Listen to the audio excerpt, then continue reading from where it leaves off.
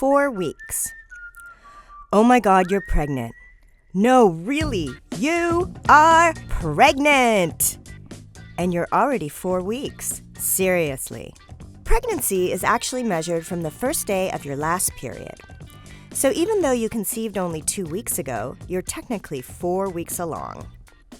Your baby is about the size of a poppy seed.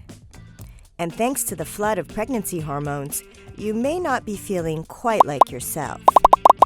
You may be nauseous, bloated, have sore boobs, feel exhausted, and moody. Your first step should be calling your doctor, who will confirm your pregnancy with a blood test. You need to check that any prescription medications you're taking are safe during pregnancy. Don't panic if you experience some mild spotting. It's probably just implantation bleeding, which is when the embryo embeds itself into the lining of your uterus. If you're not already taking a prenatal vitamin, you should start now. And you need to start taking certain precautions. You should cut out alcohol. There's no proven safe amount.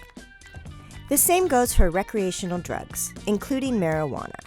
If possible, avoid changing cat litter. Cat poop contains a parasite that can cause toxoplasmosis, which can have devastating effects on your baby. If you can't delegate this task, wear gloves and wash your hands with soap and water immediately afterwards. Also, you'll want to get the flu vaccine. It's safe and recommended for pregnant women. Welcome to week 5. Your baby is now the size of an apple seed. While it may be tiny, your baby's brain, spinal cord, and heart are already growing rapidly. Major organs like the stomach, liver, and kidneys, as well as the digestive, circulatory, and nervous system, are developing too. Changes are happening to you as well. You may be peeing more than usual. This is thanks to the pregnancy hormone human chorionic gonadotropin, or HCG. But it's important to stay hydrated during pregnancy, so keep that water bottle close. As your pregnancy progresses, your body will also double its blood volume, which has to be processed by your kidneys. Your kidneys expand to keep up and push against your bladder. You may start to have strong food cravings or aversions. You may also find you suddenly have a supersonic sense of smell. And we have some bad news. For some women, morning sickness doesn't just happen in the morning. Some women find that eating small, frequent meals, which can help prevent indigestion, nausea, and fatigue, can help. Be sure to eat lots of protein and foods with vitamin C, like oranges, tomatoes, kiwi, and bell peppers. Welcome to week 6. Your baby has doubled in size from last week. It's now the size of a sweet pea. It's taking on a slight C shape, and its arms and legs are starting to sprout.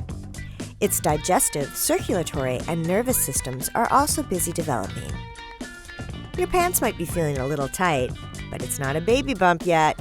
That's just progesterone causing bloating and gas.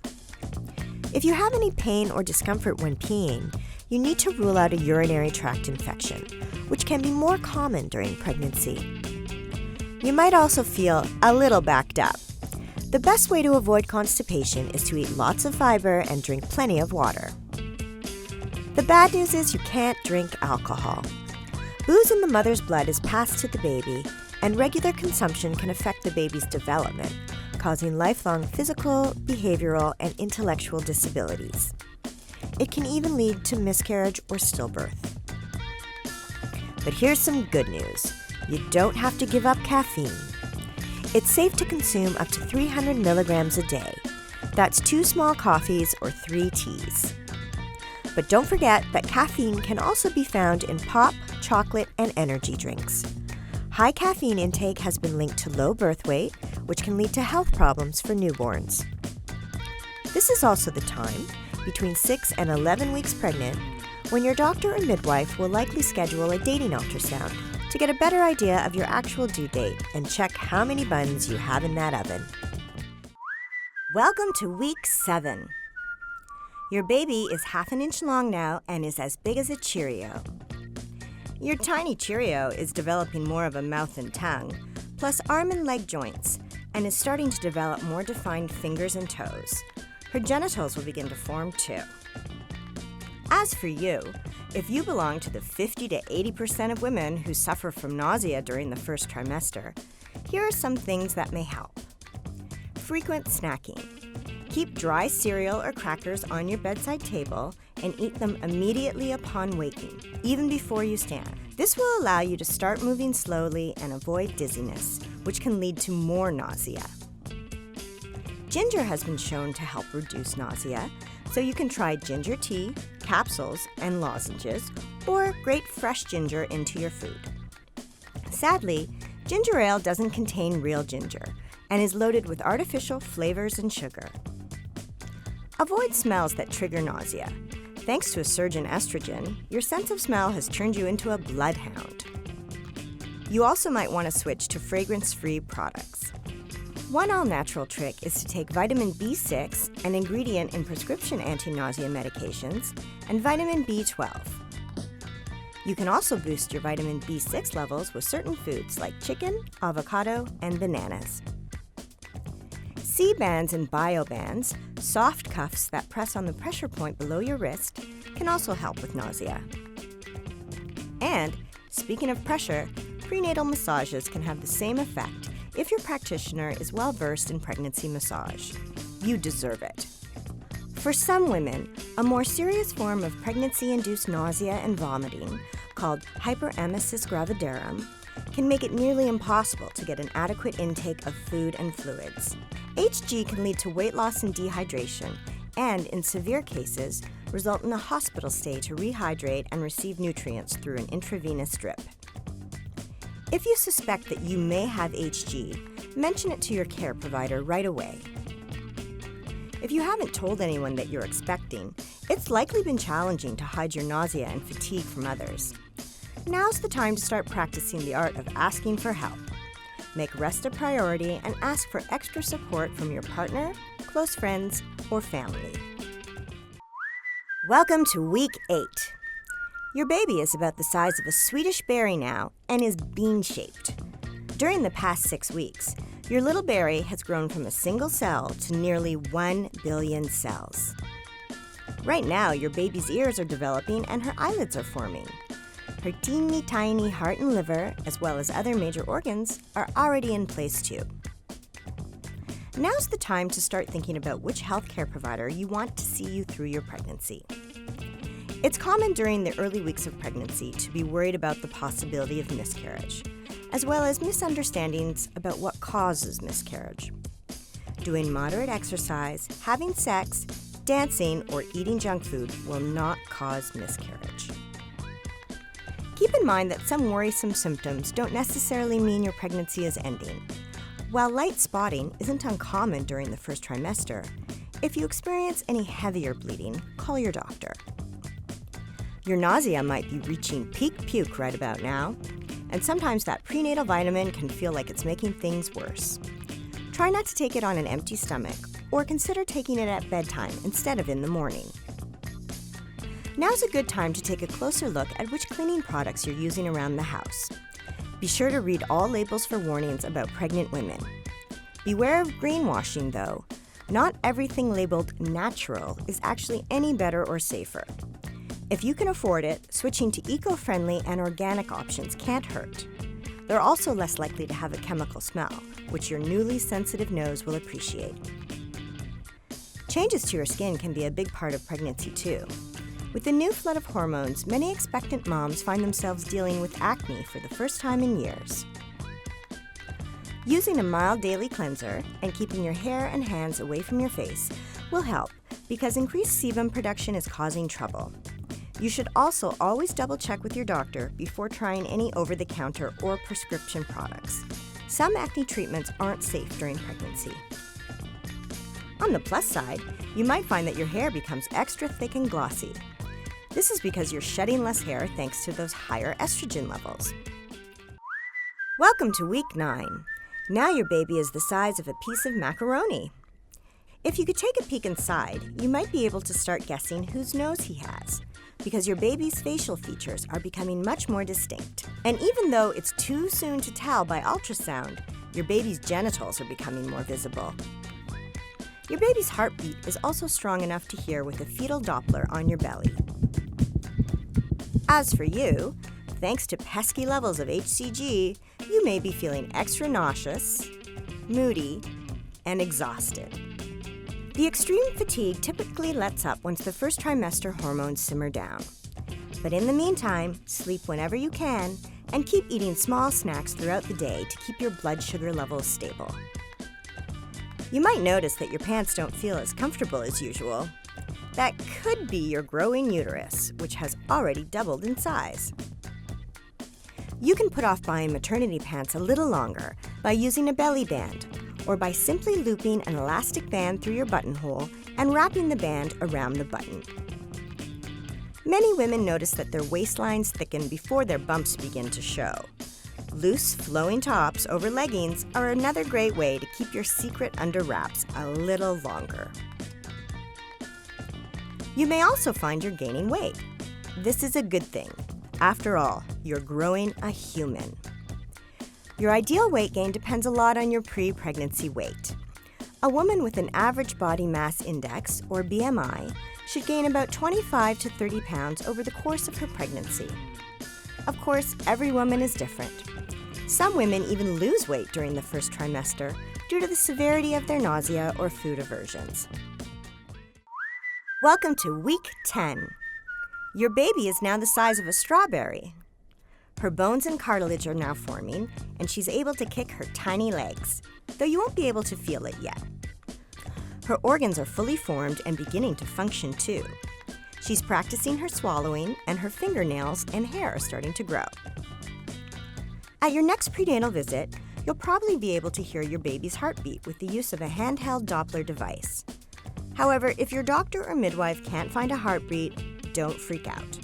Sometimes the baby is uncooperative or hanging out in a hard-to-locate position, or the placenta is in the way. An ultrasound is a much more reliable method for hearing that rapid swoosh, swoosh, swoosh heartbeat sound. You may also find that you're starting to have especially vivid dreams. This is a common experience during pregnancy. Dreams typically occur during REM sleep, and because you're more likely to be waking up throughout the night, thanks to heartburn, restless leg syndrome, and that pesky bladder, you're more likely to experience REM sleep and remember your dreams. You may experience some mild stomach cramps around this time in your pregnancy. They usually feel less intense than period cramps, and they're often described as a slight tugging sensation in your abdomen. That's your uterus beginning to stretch as it grows at an exponential rate. If your cramps feel worse than your period cramps, touch base with your healthcare provider. Lower back pain sometimes sets in around this time too, due to the pressure of your changing uterus. A warm beanbag or bath can help alleviate these aches. It's best to avoid most medications during your first 12 weeks of pregnancy, so talk to your healthcare provider before taking any. Generally speaking, acetaminophen, i.e. Tylenol, is considered okay in small amounts. Welcome to week 11. Your baby is now about the size of a large Brussels sprout. He has lost the webbing on his hands and feet and now has 10 tiny fingers and 10 tiny toes. His head is oversized. It's about 1/3 to 1/2 of his length. The bones in his little face have formed, and he has earbuds, nasal passages, hair follicles, and a tongue. Thanks to his brand new diaphragm, he's breathing small amounts of amniotic fluid in and out and maybe even getting the hiccups. Though you probably won't be able to feel any of this just yet, he's starting to stretch out, do somersaults, and kick, practicing those moves that will have you groaning closer to the end of your pregnancy. If you've decided to do genetic testing, the process begins as you near the end of your first trimester. Some women will do a blood test now and get the results later, around week 16. Others will have a combination of blood tests and an ultrasound scan, often referred to as the nuchal translucency scan, which measures the fluid and tissue at the back of the baby's neck and checks for chromosomal abnormalities, such as Down syndrome. Doctors can also sometimes spot congenital heart problems at these scans. Your doctor or midwife will combine the results of the blood test and NT scan with your age to identify your risk of having a baby with a chromosomal abnormality. You'll get a number back with your chances of having a baby with a genetic difference. A high-risk number will be 1 in 150 or less. A low-risk number will be more like 1 in 1,500 or more. Together with your doctor or midwife, you can decide whether you'd like to pursue further testing. With all the nausea and fatigue you're feeling, exercise may be the last thing you want to do. But there are a lot of benefits to staying active during pregnancy. Making fitness a priority can help regulate weight gain and prepare your body for all the changes that are coming. It won't hurt or jostle the baby. Think of it as training for the ultramarathon, otherwise known as childbirth. If you're already exercising regularly, be sure to let any instructors or trainers know you're expecting. Keep in mind that your changing balance and loose ligaments might make you clumsier than usual. Low-impact exercise, like water aerobics, free weights, and prenatal yoga or Pilates with a certified instructor are good options. You'll want to avoid exercises that require doing deep twists, lying on your tummy, or staying on your back for long periods. Check with your healthcare provider before starting any new routines. Here's a bonus. Exercise can help you sleep more soundly, which is great for balancing those mood swings. Welcome to week 12. Your first trimester is almost over. Your baby is now the size of a large mushroom. Your baby now has all her organs, muscles, limbs, and bones. She's looking more like a person too, thanks to her eyes moving in from the sides of her head to the front of her face. Her skeleton, which is made of rubbery cartilage right now, is starting to harden into bone. She's also making sucking movements and opening and closing her little hands. While your baby might only be a couple of inches long, your uterus is about the size of a grapefruit. Thanks to all the progesterone and estrogen in your body, your boobs have been looking fuller for the past few weeks too. With the end of the first trimester, your risk of miscarriage drops significantly. Only an estimated 2 to 3% of pregnancies that make it to the second trimester end in miscarriage. After 20 weeks, that drops to less than 0.5%. That's why a lot of women come out of the closet around week 13. If you're telling everyone about your pregnancy this week, get ready. You're about to get an onslaught of unsolicited advice. Get used to it. This continues throughout pregnancy, birth, and parenthood. Have you made up your mind about whether or not you're finding out the sex of your baby? After you make the announcement, everyone is going to ask you what you're going to do. As your baby bump gets bigger, you may need to bite the bullet and buy some actual maternity clothes. Start with some new bras. Maternity pants or jeans are also worth the investment. You'll wear them a lot. And you'll want some stretchy tops. Now that you're moving past the fatigue and nausea of the first trimester, you might feel more like exercising. But don't push yourself too hard. Be sure to listen to your body. You should be able to carry on a conversation while you're exercising and ask your instructor if you need to make any more modifications to your routine. Congratulations, you're going to be a great mom.